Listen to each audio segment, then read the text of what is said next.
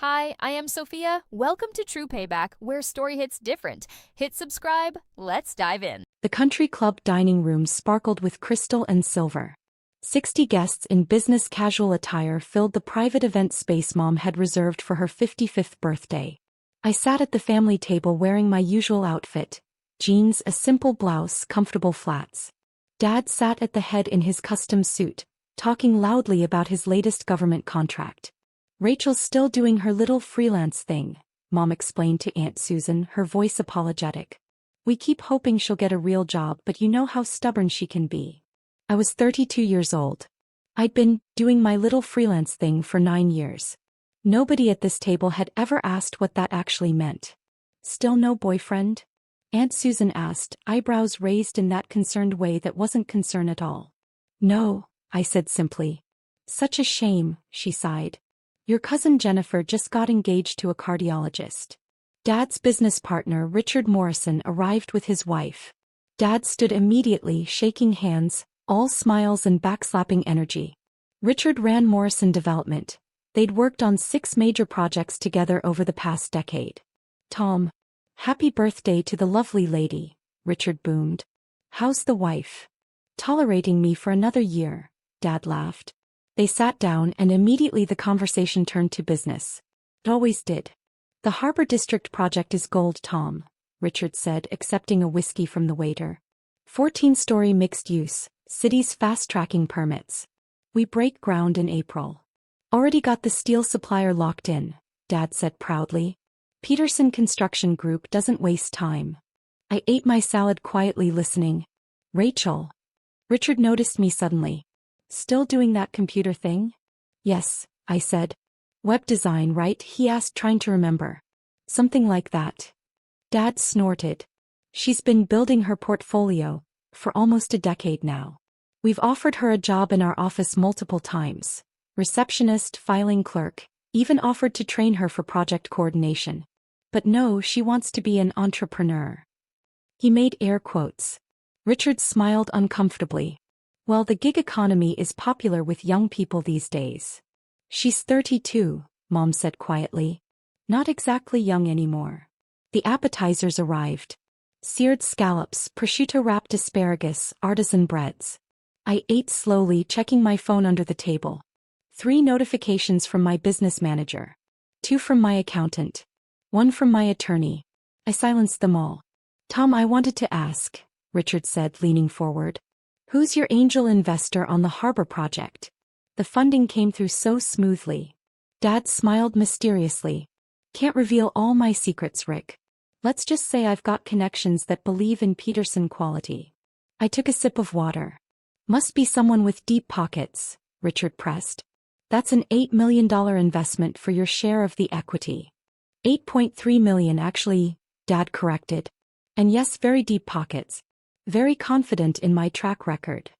Mom beamed. "Tom's built this company from nothing. 30 years of blood and sweat." 28 years, I said quietly. Dad shot me a look. "Excuse me. You started Peterson Construction 28 years ago. In 1997. I remember because I was 4 years old and you missed my birthday party for the business license appointment." Silence fell over the table. "Well," Dad said tightly, "some of us were building actual businesses instead of celebrating preschool parties." The main course arrived. Filet mignon, lobster tail, roasted vegetables that cost more than most people's weekly groceries. I cut my steak into small, precise pieces.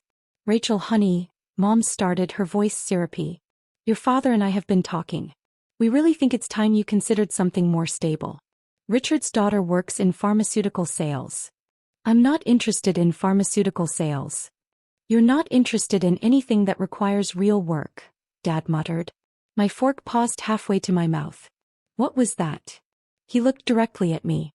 "You heard me. 9 years of pretending to run a business. 9 years of living in that tiny apartment, driving that embarrassing car, wearing clothes from Target. When are you going to grow up and join the real world?" "Tom," Mom said quietly but without conviction. "No, Helen. She needs to hear this." Dad turned to Richard. "My daughter couldn't build a sandcastle, much less a business. We've been patient. We've been supportive. But there comes a time when you have to face facts. Richard shifted uncomfortably. His wife studied her wine glass. I set down my fork, pulled out my phone, opened my encrypted messaging app, typed carefully, Marcus, sell all shares in Peterson Construction Group. Effective immediately. File the paperwork tonight. I hit send. Then I looked up at my father. Are you finished? Finished. He laughed. Rachel, I'm trying to help you. You're 32 with no career, no prospects, no future. At some point you need to accept that entrepreneurship isn't for everyone.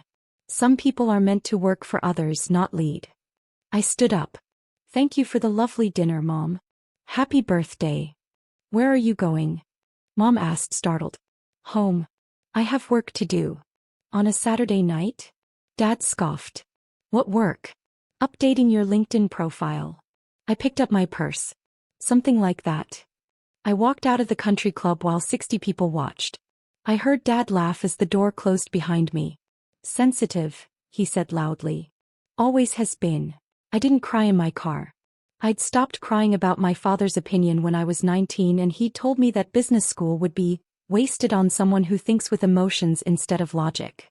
I'd proven him wrong by getting my MBA with honors while working full-time.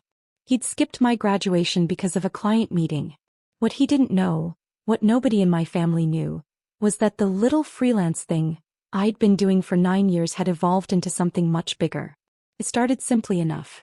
I was 23, fresh out of business school, working as a financial analyst for a venture capital firm. I was good at pattern recognition, seeing which startups had real potential versus which ones were burning through investor money with no viable path to profitability.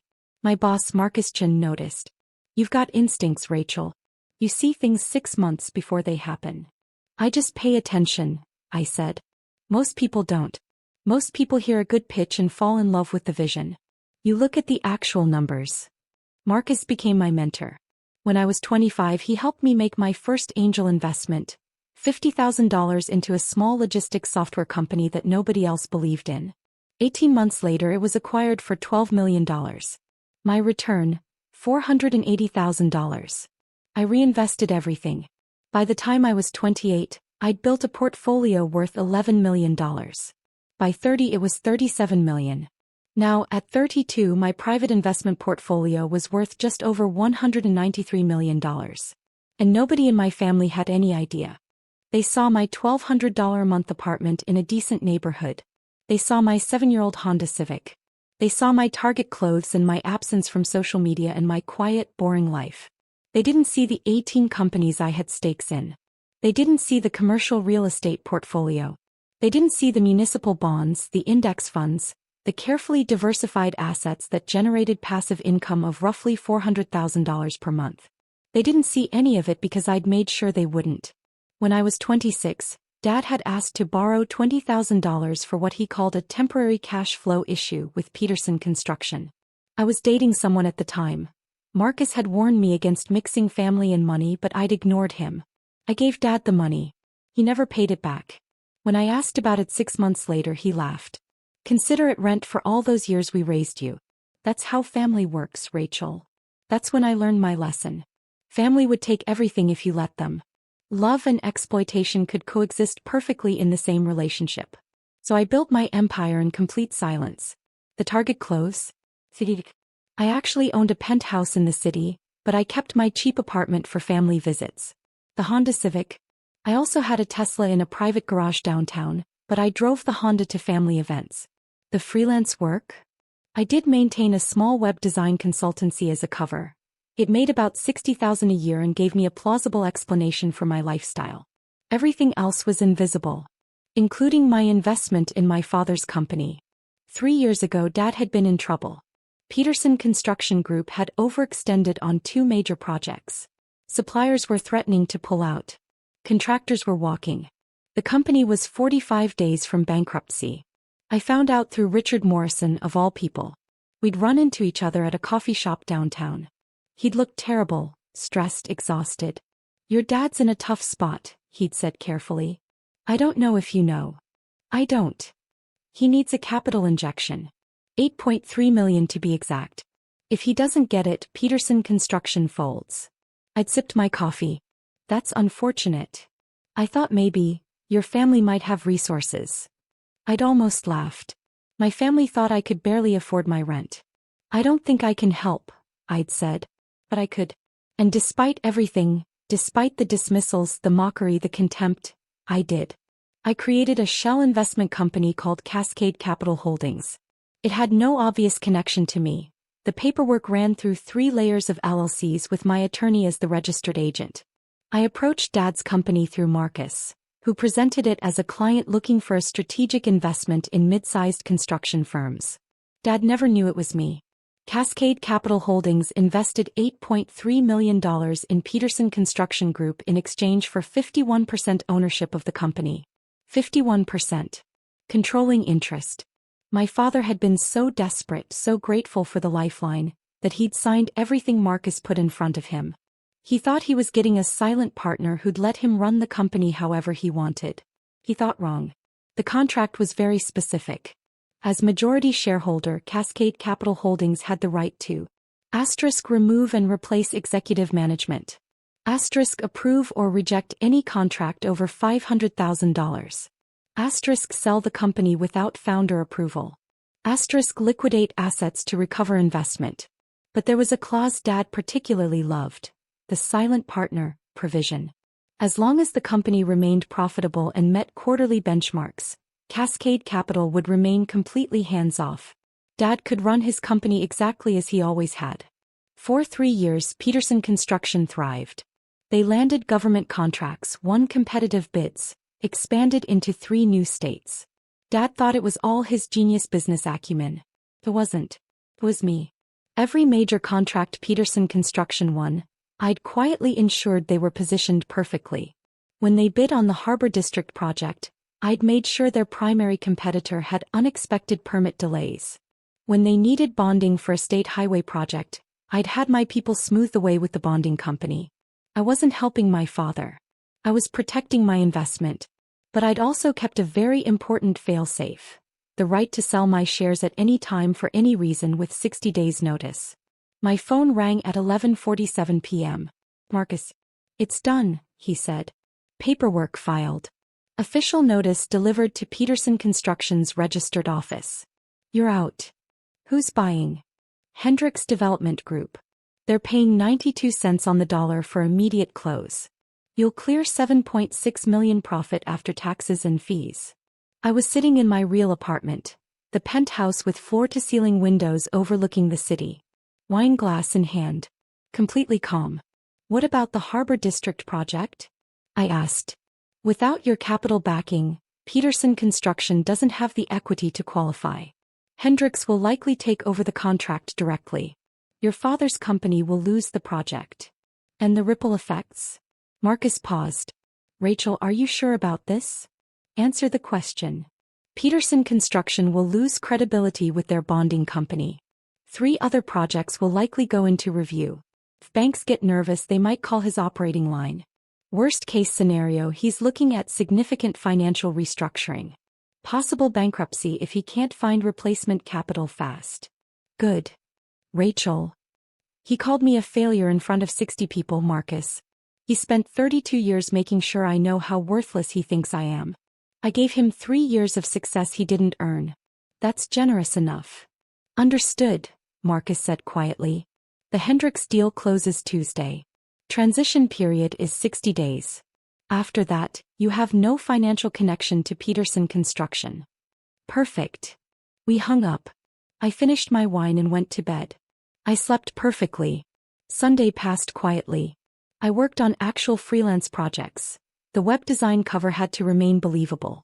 I updated 3 client websites, sent invoices, responded to emails. Normal, boring, low-income work that kept my cover intact. Dad didn't call. Mom didn't call. They never did after our arguments. They'd wait for me to apologize for being sensitive or overreacting. I'd learned to wait them out. Sometimes we'd go weeks without speaking.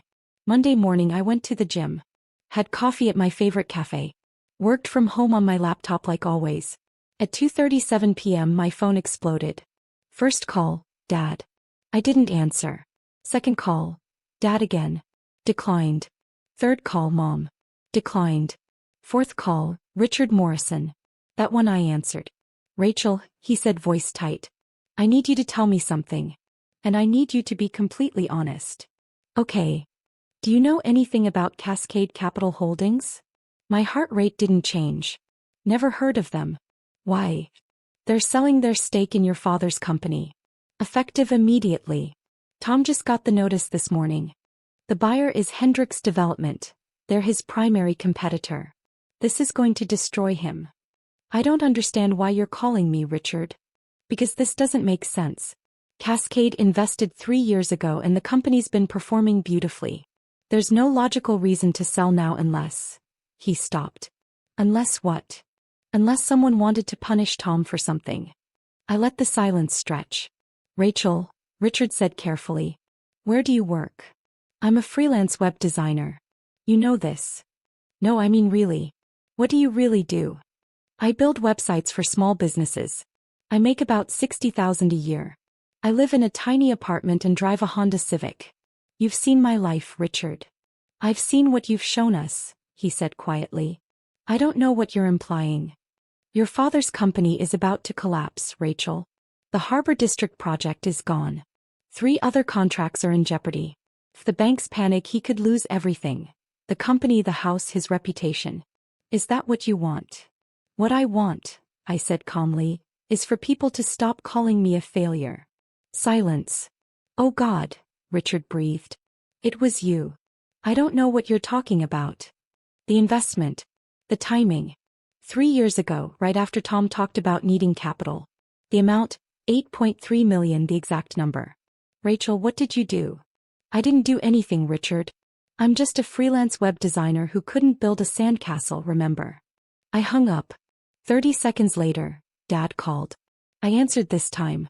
What did you do? He screamed. No greeting. No preamble. Hello, Dad. How are you? Don't play games with me. Cascade Capital is selling. Do you understand what that means? Do you understand what you've done? I genuinely don't know what you're talking about. Richard says it was you. Richard's mistaken. I'm a broke freelancer, remember? I couldn't possibly have $8.3 million to invest in construction companies. This isn't funny, Rachel. You're right. It's not. My voice went cold. What's funny is spending 3 years believing a mysterious investor saved your company out of pure faith in your abilities. What's funny is never once questioning who would give you that much money. What's funny is calling your own daughter a failure while she literally owns the majority of your business. Dead silence. What? His voice barely a whisper. Cascade Capital Holdings, Dad. Incorporated in Delaware, 3 layers of LLCs, registered agent in Nevada. 51% ownership of Peterson Construction Group, purchased on August 14, 3 years ago for $8.3 million. That was me. I heard him sit down. Heard the chair creak. That's not possible. I have the contracts, signed by you, notarized, filed with the state. Every major decision you've made for 3 years required my approval. You just didn't know it because as long as you hit your benchmarks, I stayed silent. Rachel. His voice broke. Why? Because you were going bankrupt and you're still my father. Because despite everything you've said and done, I didn't want to watch you lose everything. Because I'm not actually a failure. I'm just very good at making you think I am. Then why sell now? Why destroy everything? I'm not destroying anything. Hendricks Development is a good company. They'll honor your contracts, keep your employees, probably even let you stay on as a consultant if you're humble enough to ask. You'll be fine. The Harbor District project is gone. You don't have the equity to qualify anymore. Hendricks will take it over. You'll lose about 40% of your projected revenue for next year. That will ruin us. No, I said calmly. It will humble you. There's a difference. Rachel, please. We can fix this. I'll apologize. You called me a failure in front of 60 people, Dad. You've spent my entire life making sure I know how little you think of me. I gave you 3 years. I made you successful. I protected every contract, smoothed every deal, made sure you looked like a genius when really you were just lucky enough to have a daughter you underestimated. I didn't know. You didn't want to know. You never asked about my work. You never asked about my life. You just assumed I was failing because that fit your narrative better. Tell me what you want. Money? An apology? What? I don't want anything from you anymore, Dad. That's the point. Rachel. The sale closes Tuesday. After 60 days, I have no connection to your company. What you do after that is your problem. Maybe Richard will invest. Maybe you'll find another mysterious benefactor. Maybe you'll actually have to build something yourself instead of coasting on other people's money. You can't do this. I already did. Goodbye, Dad. I hung up. He called back immediately. I blocked his number. Mom called. Walked. Richard called. Walked. Tuesday morning the sale closed. Hendricks Development Group acquired 51% of Peterson Construction Group for $15.9 million. After fees and taxes, I walked away with $7.6 million profit. Combined with my other investments, my portfolio was now worth just over $200 million. I celebrated by getting a mani-pedi and buying groceries at Trader Joe's. Wednesday the industry news broke. Hendricks Development acquires controlling stake in Peterson Construction, ran in the business section. The article mentioned that Tom Peterson would stay on as senior advisor, but that day-to-day operations would transition to Hendricks management. Translation: Dad was functionally demoted in his own company. Thursday I got an email from Mom. Subject line, please. I deleted it without reading. Friday morning someone knocked on my apartment door, the cheap apartment I kept as a cover. I opened it to find Dad standing there. He looked like he'd aged 10 years in 5 days. Unshaven. Rumpled suit. Exhausted eyes. How did you find this address? I asked. Your mother's had it for years. Can I come in? I considered, then stepped aside. He entered slowly, looking around at my tiny studio apartment. At my IKEA furniture and my clearance rack decorations and my life that looked exactly like what a struggling freelancer could afford. Is this real? He asked quietly. Or is this part of the disguise too? Both. I keep this place for family visits. My actual apartment is downtown. He nodded slowly. Sat on my cheap couch. Put his head in his hands. I lost the Harbor District project, he said. Hendricks is taking it over. 3 other contracts are under review. The bank called my operating line for audit. Richard's barely speaking to me because I apparently dragged him into a mess I created myself. I know. Your mother is devastated. She can't understand why you'd hurt us like this. I didn't hurt you. I stopped helping you. There's a difference. He looked up. Is there?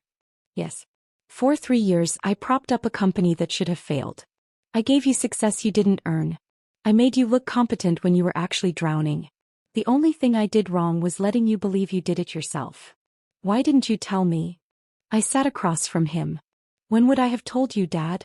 At Sunday dinner when you mocked my career? At Christmas when you gave Mom a diamond bracelet and me a gift card to Target? At Mom's birthday when you announced to your business partners that I couldn't build a sandcastle? He flinched. You never wanted to know the truth, I continued.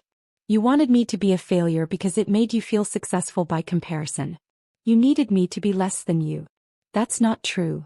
It's completely true. And here's the thing, Dad, I don't even blame you anymore. I did for a long time, but now I just feel sad.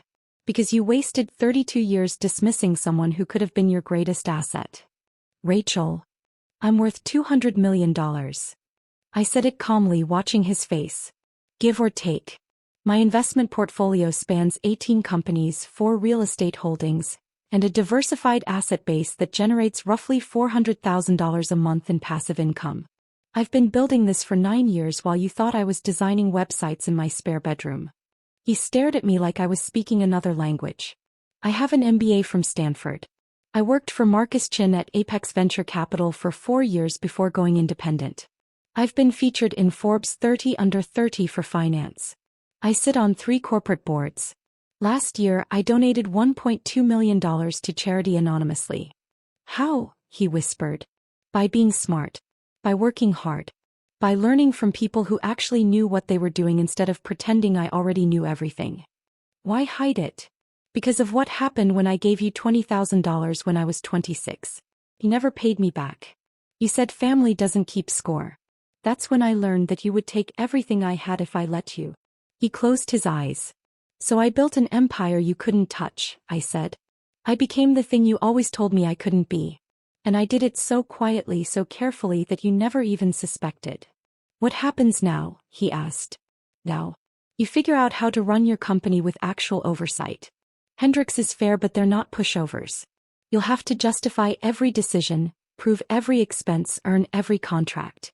It'll be the hardest work you've ever done. And us. Our family. I thought about it. Really thought. I don't know, Dad. That depends on whether you can see me as something other than a disappointment. Whether you can acknowledge that I'm not who you thought I was. Whether you can respect me. I do respect you. No, you don't. Not yet. But maybe someday you will. He stood slowly. Rachel, I'm sorry. For all of it. For every dismissive comment, for every time I made you feel small, for never asking about your real life. I'm sorry. I appreciate that, I said. And I did. It was the first genuine apology he'd ever given me. Can I tell your mother? About your success? No. His face fell. If she wants to know about my life, she can ask me directly. She can treat me like a person worth knowing instead of a problem to be fixed. When she's ready to do that, I'll tell her everything. Until then, I'm just the freelance web designer who couldn't build a sandcastle. He nodded. Moved toward the door. Paused. You really own a penthouse downtown? With a view of the river. Floor-to-ceiling windows. Marble countertops. 2,000 square feet of everything you thought I'd never achieve. Can I see it? Someday. When you've earned it. He left quietly. I locked the door behind him and sat in my tiny apartment that I didn't need anymore but kept anyway, because sometimes the best disguise is the truth everyone already believes. Epilogue 6 months later. Peterson Construction stabilized under Hendrix management. Dad kept his senior advisor role, but his ego took a permanent hit. He was no longer the undisputed king of his own empire. Now he had to collaborate, compromise, and occasionally admit he was wrong. It was good for him. Mom eventually called. We met for coffee at a neutral location. She cried. She apologized. She asked why I'd never told her. Biz, you never asked, Mom. Neither of you ever asked. Richard Morrison became an unexpected ally. He figured out the truth completely, and instead of being angry, he was impressed. You played the long game, he said. Respect. We ended up collaborating on 2 investment projects. Turns out we work well together. Marcus Chin laughed when I told him the full story. I told you not to mix family and money, he reminded me. I didn't mix them. I completely separated them. That was the point. My portfolio hit $220 million in March. I still drive the Honda Civic to family events. I still keep the cheap apartment. I still do freelance web design to maintain the cover. But now, when Dad introduces me to his business partners, he says something different. This is my daughter, Rachel. She's in finance. It's not the whole truth. But it's a start. And sometimes that's enough.